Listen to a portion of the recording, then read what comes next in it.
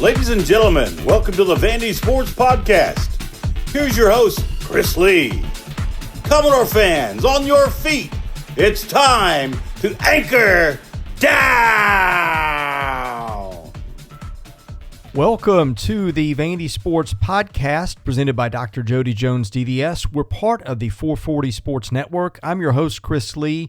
Our guest today, Chip Fridrich. We'll talk Vanderbilt baseball after the Commodores win their 12th game in a row by beating Western Kentucky on Tuesday. Chip appears on the guest line that's presented by Sutherland and Belk, a family-owned injury law firm. If you or a loved one has been hurt in an accident, give Taylor or Russell a call at 615-846-6200. See what your rights are and if they can help. Now on to our episode with Chip Fridrich. Chip Fridrich joins us. Chip, a former Commodore pitcher. We're going to talk some baseball. We're doing this on Wednesday after Vanderbilt has played its midweek game with Western Kentucky, which it won 8-0. Almost had a shutout there for a while.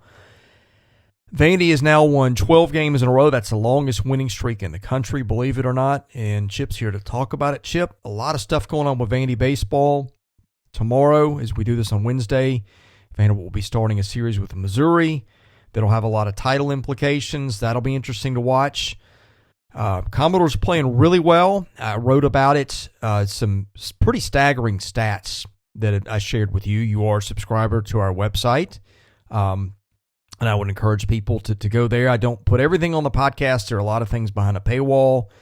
It now costs you as much to subscribe to my site every month as it does to get a fast food meal. And now that I've filibustered and given blatant, shameless advertising for other products, I welcome to the show Chip Fridrich.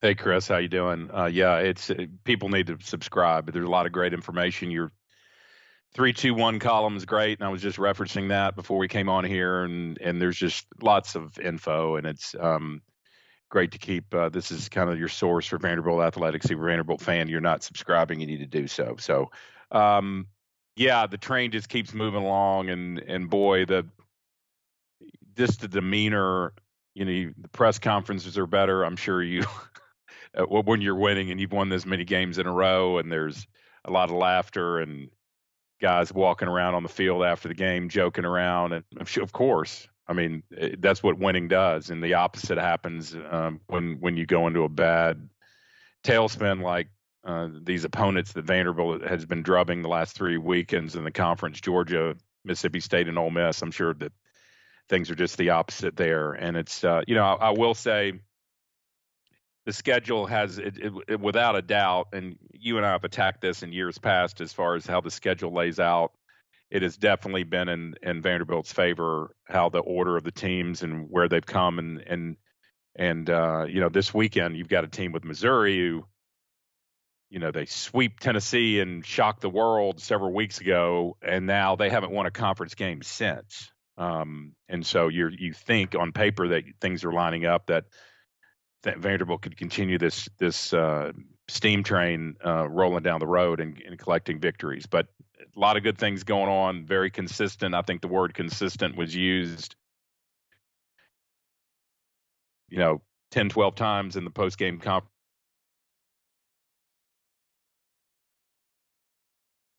Theme, not a lot of flash, but a lot of consistency, a lot of maturity of these younger players, and things are just lining up, and it's a good time to be a Vanderbilt fan.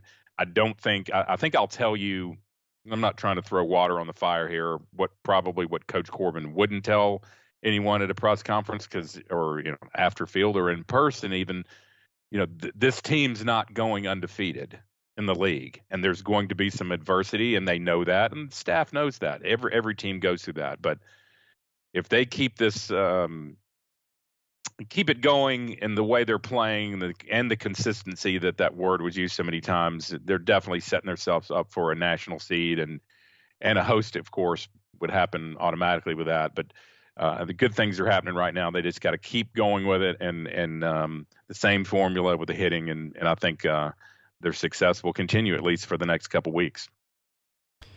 Yeah, a lot to unpack there. First of all, on the seeding discussion, literally everything I look at screams they are a top 8 national seed. RPI, if you put stock in predictive computers, I know that's a bad word with the basketball crowd, but I do put stock into that.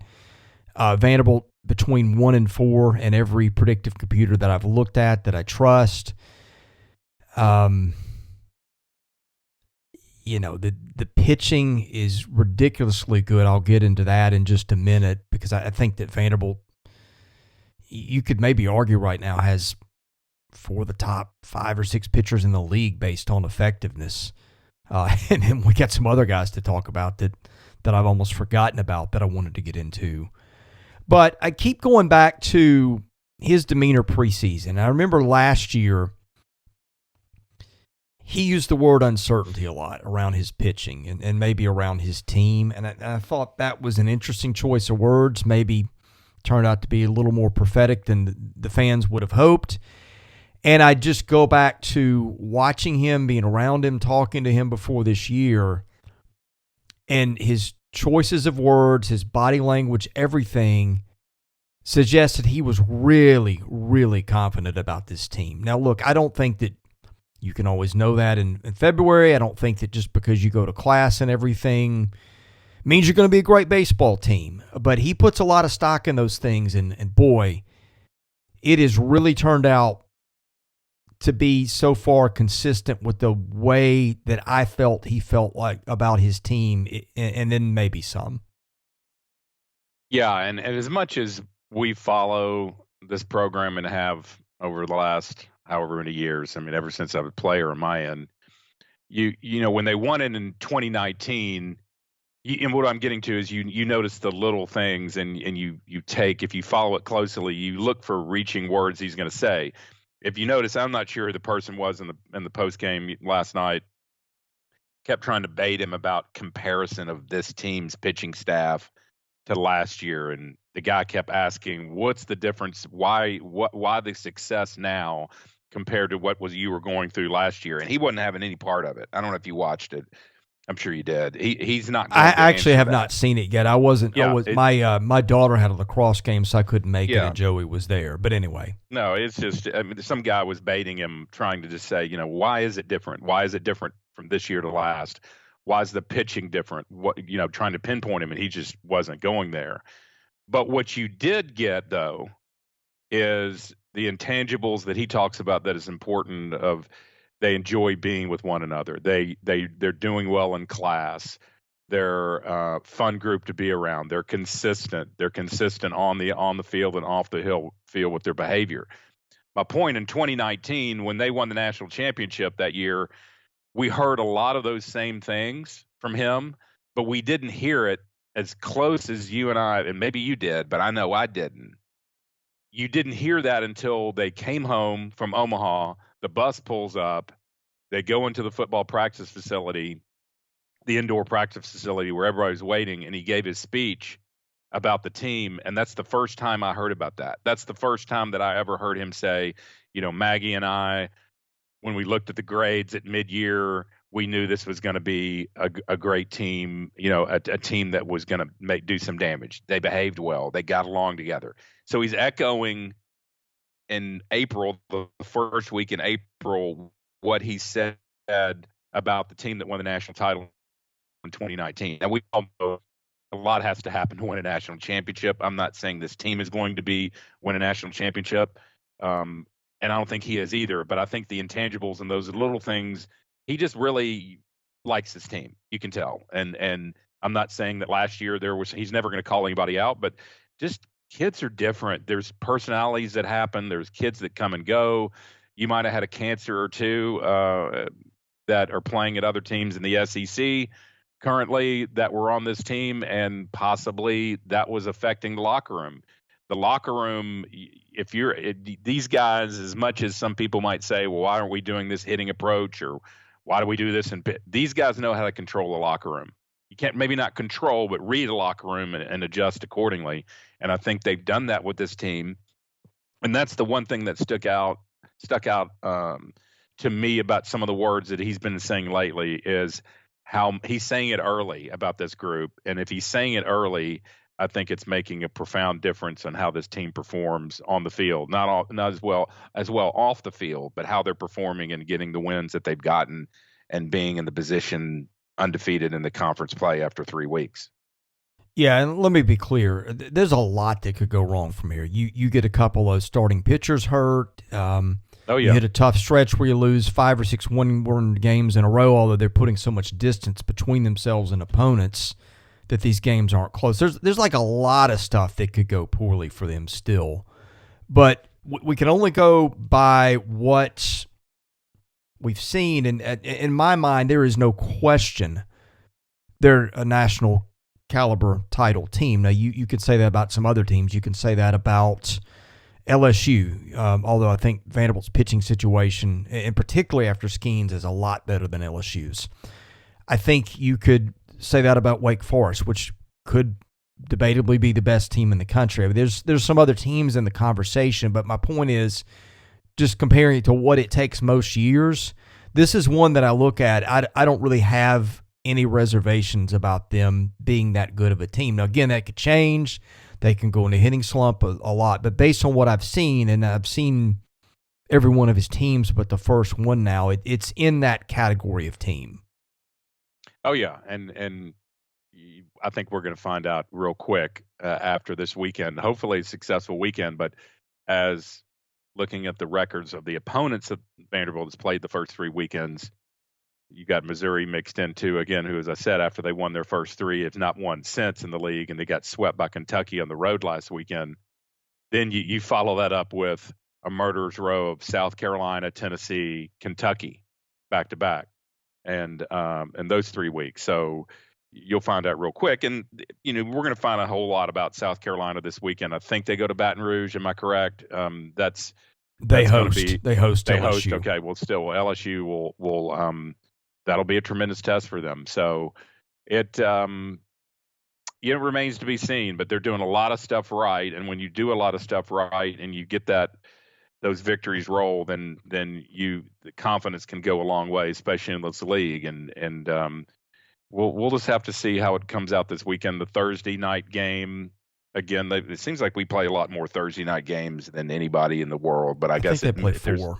Yeah, and I guess there's multiple games now. It used to be just one series was on Thursday, Friday, Saturday. So, I just like the way the lineup is, Chris. I like the way that if you look 1 through 9, and they figured this out a couple weeks ago, the way it's structured with when you got Davis Diaz hitting as well as he has, which protects Shrek. If Bradfield's now getting on base, you can't pitch, you don't want Bradfield on base to begin with because he's going to be on second most of the time if he gets on first. That 2-hole spot with Diaz with the tear that he's been on, then it protects Shrek. A lot of people don't look at that inside of how a lineup is structured.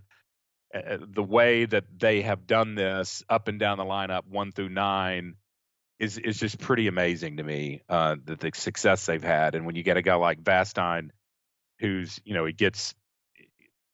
scores 2 runs last night, but a guy with his pop that's batting where he is in the bottom of the order, it just protects everybody, and it's a good lefty-righty scenario.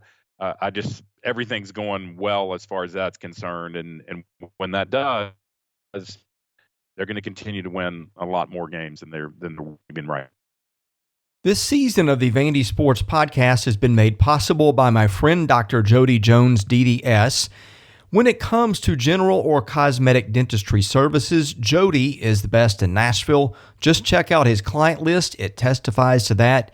He sees movie stars, music stars, athletes, coaches, you name it. Jody is the dentist of choice for stars in Nashville, but he sees regular folks like you and I as well. What people love about Jody's office is the ambiance. It's relaxing. It's friendly. Someone described it to me as a tooth spa. Whether your needs are general or cosmetic, go see Jody today. Call him 615-270-2322. See him at 55 Music Square East, not far from downtown or the Vanderbilt campus. Jody is a former Vanderbilt football player and a huge Commodore booster, so go and talk Vandy sports with him while you're there. Go see Jody Jones today. Thank him for his support of this podcast because without it, this season would not be possible. I want to get to the pitching in a minute, but you mentioned R.J. Schreck, and I watch him play. He just got a loose demeanor.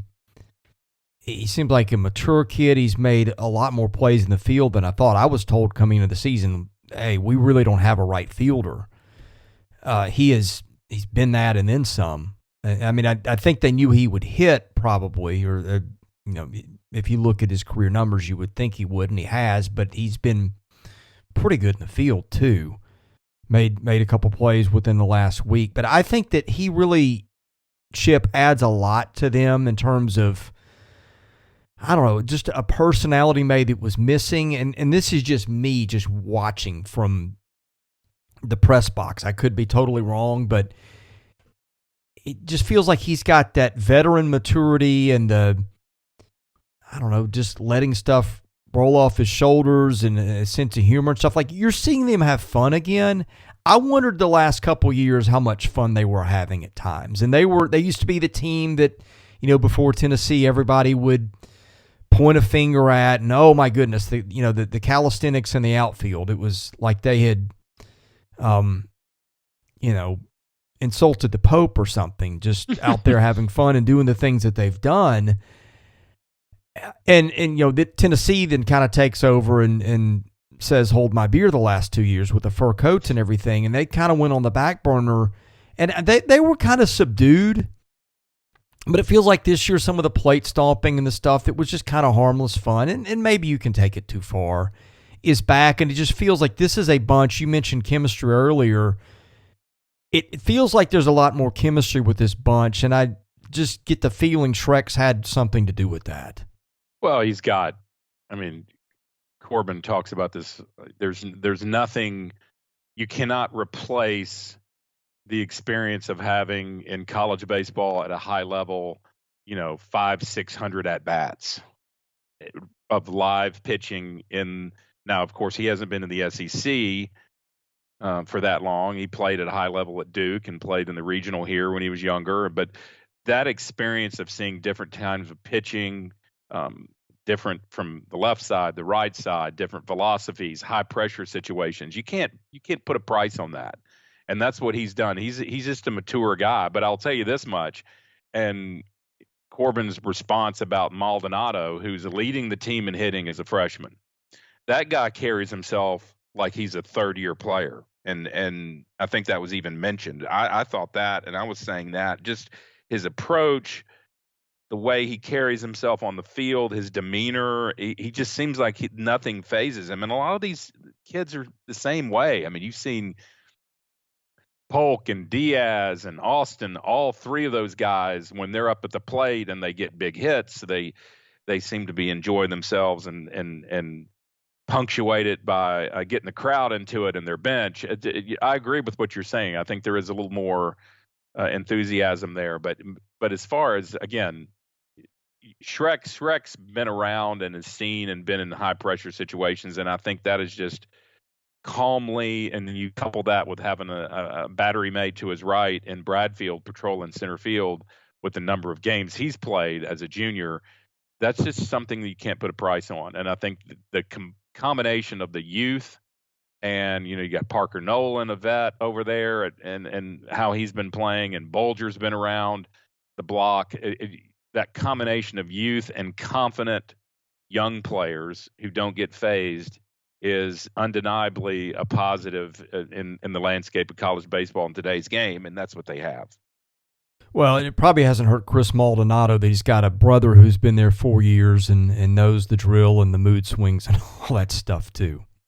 Oh, yeah. I mean, it was great hearing the story about how, he's got three brothers and sisters combination who all played college sports. And so when you've been around that, you see what it's like. You see what good is, what good is, what bad is, as far as the competition and talent level, and everything just kind of comes easy. The youngest child sort of, I was joking with a guy last night at a baseball game. The youngest kid always gets the used stuff from all the other kids, and that's he gets the big brother's bat that's worn out that he used 3 years before him. Well, that's a negative if you're that kid. The positive of that is that you can experience, and you be in those environments watching them play, and you learn by almost osmosis that it just goes into you and flows over you, and you learn how to have the slow heartbeat, and you don't get phased in those pressure situations. So, I mean, good for him. I didn't realize, looking at the stat sheet, that he had Maldonado leads the team and in the batting average category, and he's performed well beyond the expectations. I think if you would have told me that he'd be in that position, I knew the kid was good when we got him coming over from after committing from Clemson. But I think he's definitely fit the bill and discipline. You hear all the things that Corbin talks about him. The praise just continues about this kid. All right, let's get into conversation about pitching, and I'm going to pull some stuff up here. I've got reams of stats, and I'm going to try not to make people's ears hurt when I read some of this, but I'll translate some of it into English. I'm looking right now, and if you were to eliminate Paul Skeens from this league, and Paul Skeens is like the pitcher of the year, and then 10 lines of blank text, and then whoever's the runner-up right now, he's just ridiculously far ahead, not just in the numbers you see, but like some of the other metrics. If you want to dive a little bit deeper, by those same ones, I just look at this pitching staff and say they've got so many arms. I mean, I almost forget that Patrick Riley's on the staff, and he's been throwing okay. I think threw okay yesterday. I didn't get to see all the game. My 9-year-old son has become a big baseball fan, which gets in the way of homework and other things, and so I get punished by that sometimes. I have to turn off the TV at points, or else he's going to be there watching it with me. But anyway, I look at what they've got. I mean, you could literally argue right now that if you take Skeens out of it, they may have the 3 best starting pitchers in the league in terms of what they've done so far. Yeah, I think so. And the things you highlighted in your column are just unfathomable as far as the statistics of how they're not getting runners, they're not giving free passes, they're not the walks are way down. I think you said the free pass walk rate, the pass rate was walks versus hits Batman is 7.6%. Just those little things where they're not getting in dangerous situations where getting leadoff runners on, stolen base, bunt over, where they're runners at second and third with less than 2 outs, all those little things right there. And you're going to have to, the strikeout minus free pass rate. I mean, you're getting way technical in your column, Chris, which it's great reading, but for me it makes my head explode. I know they're all good stuff because you wouldn't put them in there. But having it being double the league average, the strikeout minus free pass rate of 15.2, I mean, that's the league average is half that. There's just really some gaudy stuff that you can dig into. Well, and let me explain that. That's kind of a new thing in baseball. It's strikeout rate minus walk rate at the big league level. I put hit batsman in there. At the big league level, that's not a big deal because there aren't a lot of guys hit. At the college level, there's a ton of guys hit, so I do throw that in there. And basically, it's a lot of things are out of a pitcher's control, right? Like if you're getting just hammered and leaving the ball up, that's going to show in some of the stats. But a lot of times it's the things you control are how many you walk and how many you strike out, and that's a really good kind of leading indicator for who the best pitchers are. And like if you did that, if you said who are the 10 or 15 best pitchers in Major League Baseball, then you ran that metric, a lot of the names on both lists would be the same. But I'm looking like right now, Kentucky leads the league in ERA. Its strikeout minus free pass rate is 4.6%. That leading the league in ERA in league play.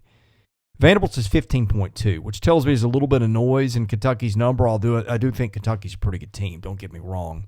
But I start comparing Vanderbilt to other teams in the league. I'm just going to read some stuff. And again, I try not to make everybody's ears hurt, but this is pretty simple. This is runners allowed in league play per inning. And people might say, well, Vanderbilt's played Georgia, Mississippi State, and Ole Miss. 3 of the worst teams in the league. And that would be true. But those three teams, their issues are more on the pitching side than the hitting side.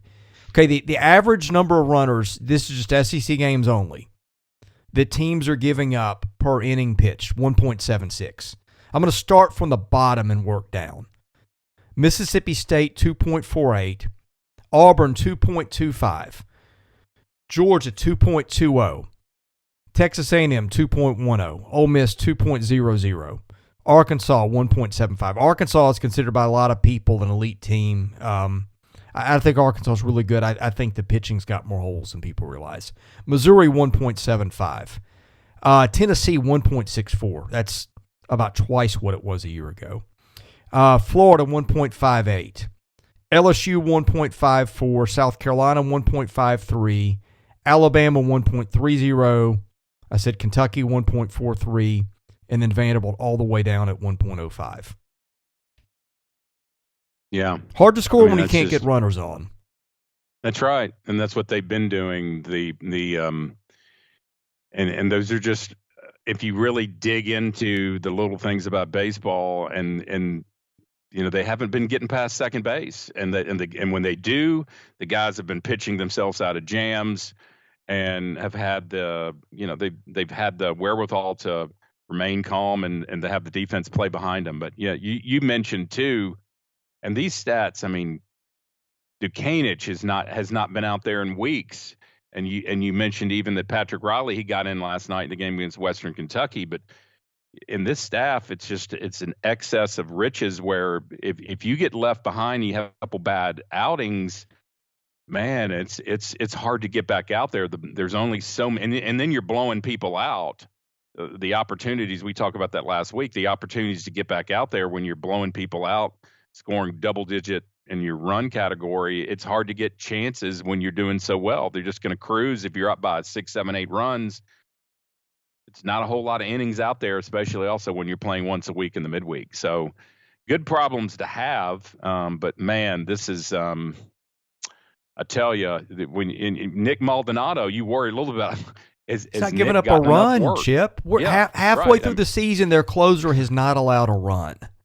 Yeah, and we just wonder if he's getting enough work. But it's coming in nice. It's a nice life coming in on Sunday of Game 3 of the weekend, going for the sweep, and you get the brooms out, and he just kind of throws the last 3 outs and walks off the mound. So again, all good problems to have. And the situation with Horn, has he been?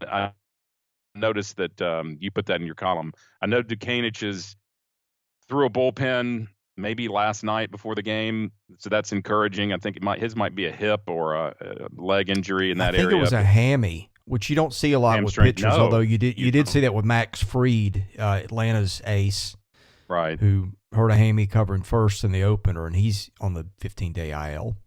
Yeah, but you're seeing, but Horn's situation, he's only thrown 3 innings. What has been his issue? I'm not really sure of his injury situation. I know you just. I could give you 15 guesses and you wouldn't get him. I don't think it's an issue with his appendix. I can't remember if it was appendicitis or if he had to have it removed. I hope I'm not violating too much privacy or whatever. But yeah, I mean that's what it was. I mean, just a random thing that had nothing to do with pitching, which I guess is good. You'd rather it be that than an arm issue.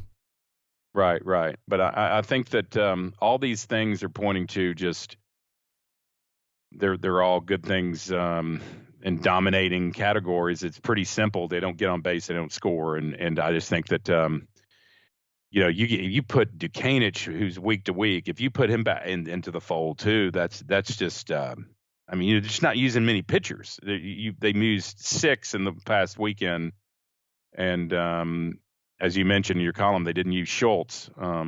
So they're building. Everybody feels better when you've won 12 conference games, or 9 conference games in a row, and in the current win streak, it just makes the confidence level, and especially on the pitching side when you're not going into pressure situations, and it's just almost the guys coming in or just getting mop-up work. Well, the other thing that helps is when you've got Roadrunner running literally everything down at center field. I don't think I've ever seen a center fielder. No.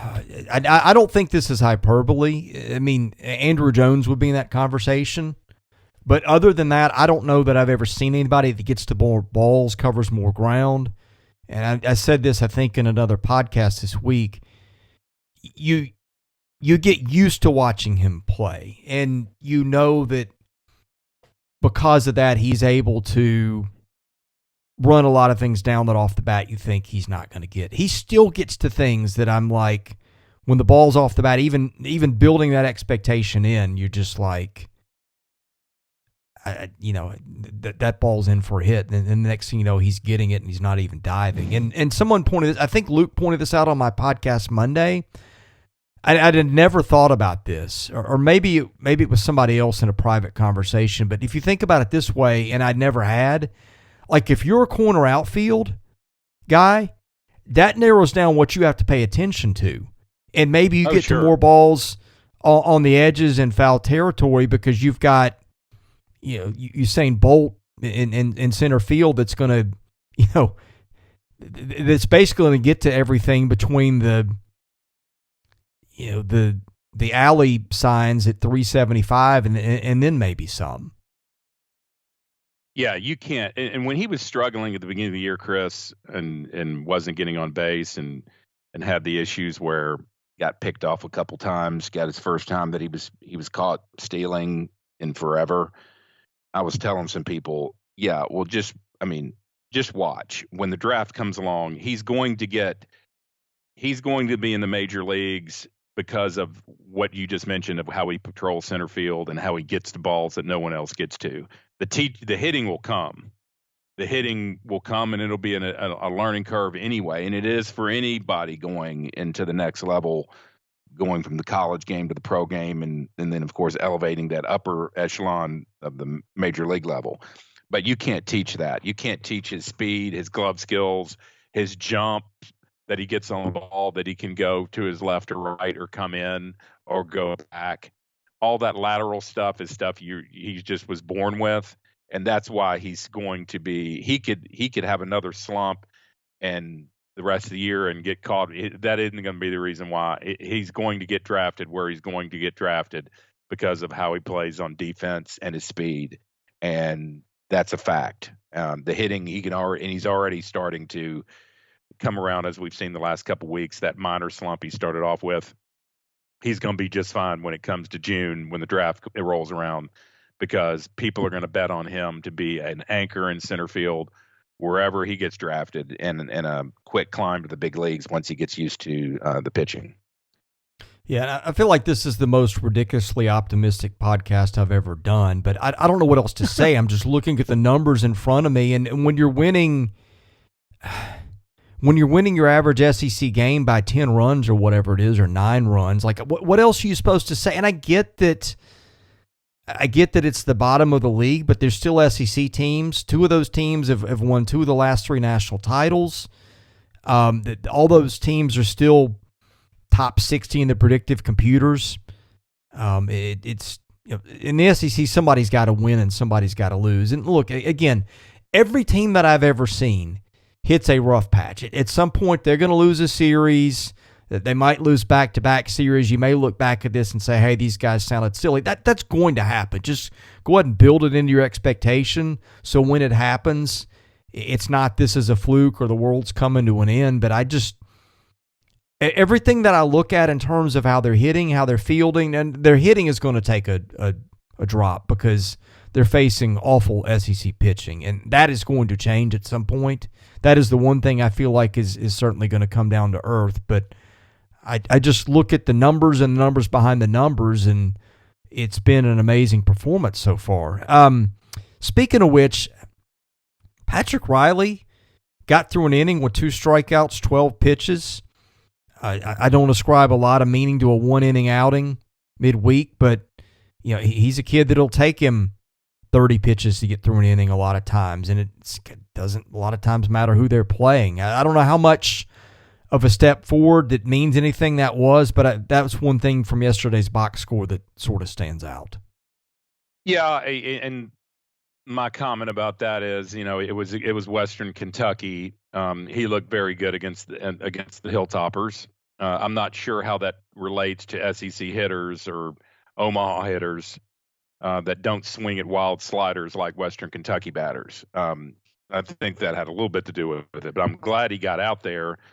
You feel for a kid like this. I mean, he's been around the program for several years. He's some moderate success here and there, but has some innings where he's blown up and just hasn't been that consistent.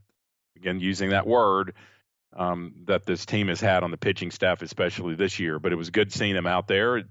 Every little bit helps. You're going to need him perhaps down the road in a regional or SEC tournament, or coming in a situation where a game gets away from you and you need somebody to come in and throw strikes. But his numbers are up there with his ERA. He's got a 6 ERA. He's not actually lighting it up in any category that in his 14 innings that he's thrown. But it was good to see him out there. But my comment, though, to taper it a little bit, is just the fact that it was a midweek game, and I'm not sure how that would translate on the weekend right now. What do you make of Grayson Carter? He is an odd pitcher. The velo was 102 early. He's down to mid to low 90s. Still nobody's hitting him. He's walking more guys than he is striking out, which is never a good sign. But Vanderbilt keeps rolling him out in midweeks. They keep winning. And again, nobody's getting runs off this kid. Nobody's hit a home run off him yet. His fly ball percentages are pretty low. He was giving up 17% of fly balls yesterday. Let's see. I don't see ground ball and fly balls in the box score. So the numbers I've got are a little bit old. But in any case, what do you make of him? He's just a live arm, raw talent project. A little different than what you've seen in the past years as far as a midweek starter that Corbin and Brownie have used. And using in years past, it's been that established guy, or not necessarily established, a young kid like a Futrell who has come into his own and earned that spot, and they throw him out there and he racks up 7, 8, 9 midweek wins. If you recall, there's been a few of those guys. If you went down the roster in the last couple of years who've made their hay on pitching that midweek slot. He's got 2 wins under his belt, and he's started those 2 games. But he's just a live arm. It's somebody they're going to have to work with and rein in. He's a colt. He's like a horse. He's like a young horse. He's got a lot of intangibles, a lot of raw skill, and it.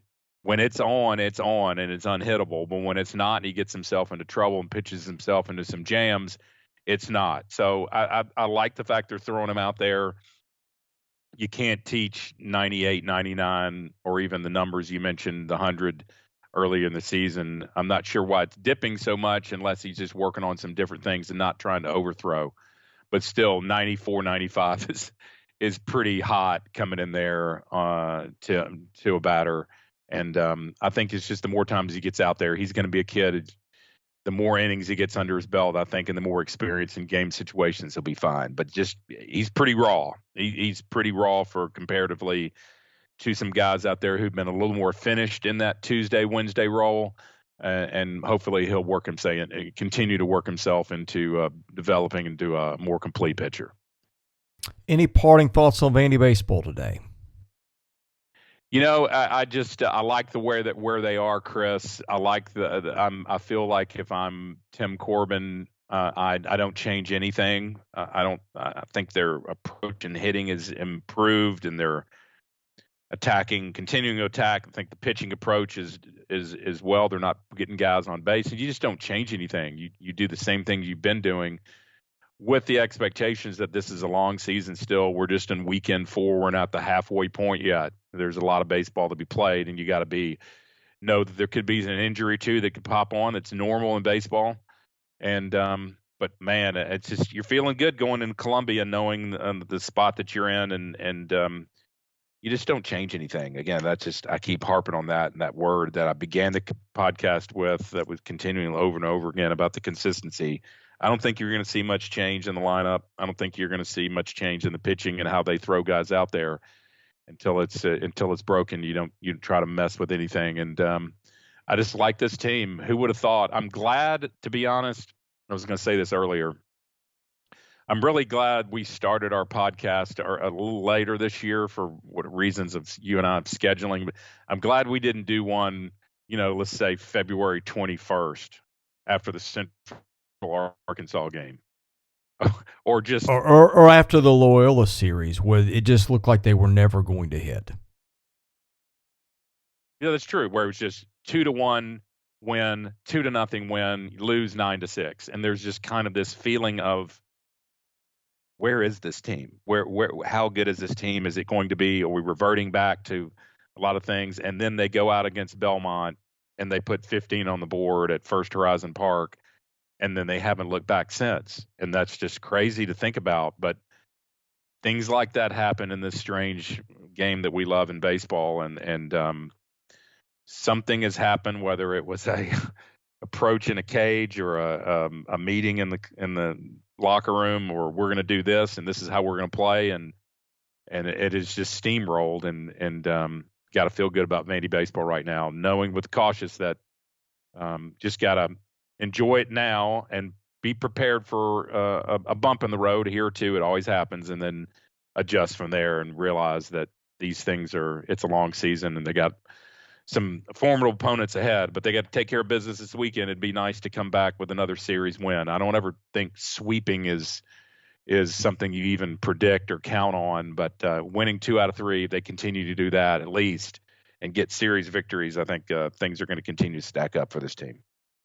Well, and even when they weren't scoring runs, as I always point out, if I have a choice between a team that wins 12-9 slugfest or one that wins 2-1 pitchers duels, I'd rather take the pitching, because pitching can shut down good hitting, and sure, you've seen that's the way it's happened. I just if I'm going to build a team, that's how I built it. That was always the way they were constructed, and now here come the bats too. Okay, right. Chip, tell folks about your real estate business. I know that it's getting almost to be that time where people are looking for homes and whatnot, so give the folks a little insight into what you do. Sure. Our company, Fridrich and Clark Realty, has been around since, goodness, the late 1950s, 1960s, a stalwart in this community. We've got 2 offices, one in Brentwood and one in Nashville, and would love to work with the listeners of this podcast. If you got some real estate needs, buying or selling a home, make sure you get that professional advice from one of our 180 agents. We've got love working with Vanderbilt fans, all the principals of this firm, including my late father played basketball there, and my brother went to Vanderbilt. Myself went to Vanderbilt, but we'll work with anybody with SEC ties or not. But we have a lot of connections in the Vanderbilt community in the mid-state area, so I'd love to help Vanderbilt fans out in their home purchase or their home selling needs. Just make sure that you understand that this market is still delicate. It is a fragile market with leaning still towards a seller's market, but with the interest rate change, that is changed the ball game, you might say, a little bit. So make sure that you lean on one of our agents. You can call me direct at 615-327-4800, and I'd love to talk to you about your needs, whether they would be on the buy or sell side, and help our listeners out. So again, Fridrich and Clark Realty, you can find us on the web with a Google search at frederickandclark.com, and we'd love to help you out. Thanks for the time. Hey, thanks a bunch, Chip, and we'll catch up with you again next week, probably not just after the Missouri series. We're usually trying to do these on Wednesday, so we get one set of perspective after the weekend series and another one after the midweek game. That's how we've timed those lately, so probably we'll get you on after the North Alabama midweek next week, and I look forward to it. Sounds great. Everybody have a good Easter and a nice weekend with your families. Absolutely. Thank you for listening to today's episode. We thank our presenting sponsor, Jody Jones DDS. We thank our other sponsors, Sutherland and Belk and MyPerfectFranchise.net. If you're interested in sponsoring this podcast, and that's how we make this work, please email me at chrisley70@gmail.com. We also ask that you subscribe to our website, vandysports.com. That is $99 a year. You get things there that you don't get here. And of course, please rate, review, and subscribe where you see our podcast. That helps us get noticed. Be sure to follow us on Twitter at vandysports.com. Follow me at chrisley70. And finally, subscribe to our Vandy Sports YouTube channel as well. Thank you for listening to the Vandy Sports Podcast, which is part of the 440 Network. I'm your host, Chris Lee. We'll catch you with another episode coming very soon.